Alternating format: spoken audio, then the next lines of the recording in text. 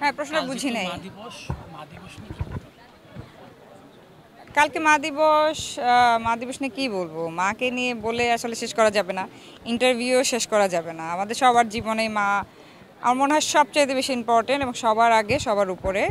তো মা দিবসে মাকে নিয়ে একটু কি বলবো যে মা আমাদের যেভাবে খেয়াল রাখে, যেভাবে টেক কেয়ার করে, পৃথিবীতে আর কেউ করে না, আর কেউ রাখেও না। সো মায়ের উপরে আসলে কেউ না। মা দিবস মানে কি প্রতিদিনই মা দিবস হওয়া উচিত। শুধু মা দিবসে মাকে স্মরণ করব ওইসব ইয়ে আমি করি না। আমার সবসময় আমার মাথায় থাকে যে আমার মা আমার বাবা সবসময় যেন হ্যাপি থাকে, তাদেরকে কিভাবে হ্যাপি রাখা যায়। এই যে দিন দিন ভালোবাসা আসলে এখন দেখলাম যে মার প্রতি ভালোবাসা কমে গেছে অনেকে। আমরা সোশ্যাল মিডিয়া অনেক ধরনের ভিডিও দেখি। কি বলবেন এই মার প্রতি সম্মান জায়গাটা কি কমেছে না বেড়েছে? এটা ফ্যামিলি টু ফ্যামিলি ভ্যারি করে, ম্যান টু ম্যান ভ্যারি করে। তো আমাদের আসলে যারা মাকে সম্মান করে না তারা আসলে আমার মনে হয় যে তারা স্টুপিড এবং তারা এই দুনিয়া ওই দুনিয়া কোনোটাই পাবে না। বিকজ যে মা আমাদেরকে জন্ম দিয়েছে তাকে তো অবশ্যই সবার উপরে, মাথার উপরে রাখা উচিত। এবং আমি বলবো যে শুধু মা না, বাবাও কোনো অংশে কম না। মা বাবা দুজনকেই সম্মান করা উচিত। মা বাবারা এত কষ্ট করে আমাদেরকে বড় করেছে, সো আমাদেরও উচিত, আমাদেরও দায়িত্ব তাদেরকে আমাদের বেস্ট দিয়ে তাদেরকে খুশি রাখা, হ্যাপি রাখা। অনেক তো বয়স হয়েছে, ছোটবেলা যাওয়ার ইচ্ছা করে কিনা? বেশি ছোটবেলা যাওয়ার ইচ্ছা করে না, বাট হ্যাঁ ইউনিভার্সিটি লাইফে আবার যেতে পারলে ভালো হইতো মনে হয়। বাট না, দরকার নাই, আমি পড়াশোনা ভালো লাগে না করতে, থাক ভালো আছি। ছোটবেলা যখন স্কুলে যেতাম তখন তো মাঝে মধ্যে আম্মু মারতো, তাই না? আমাদের সময়টা এরকম ছিল, বা রাগ করতাম তখনও মারতো। এখনকার ছেলেপেলেদেরকে মারাই সম্ভব না। সেই জায়গাটা আপনি মোবাইল ওদিক চলে যান, মোবাইল না না এখানে কেন করবেন এটা? যেটা নিষিদ্ধ কেন করবেন? না না কেন যাবো? কথা বলতেছে এখানে।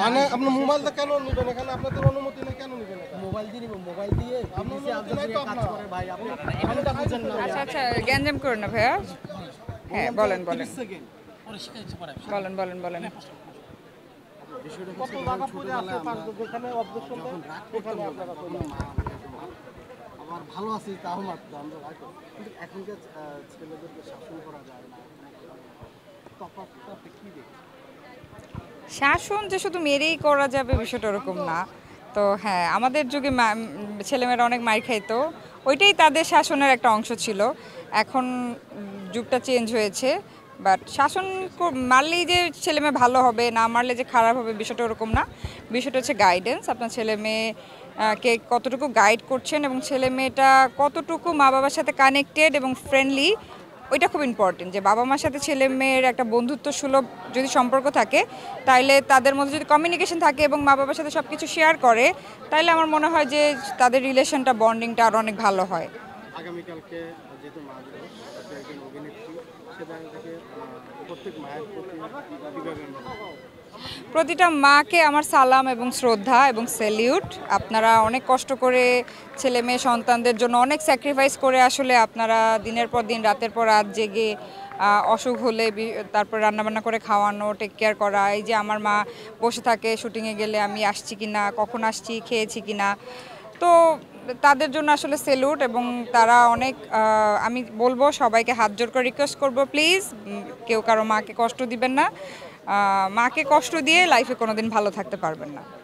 Thank you, thank you, thank you.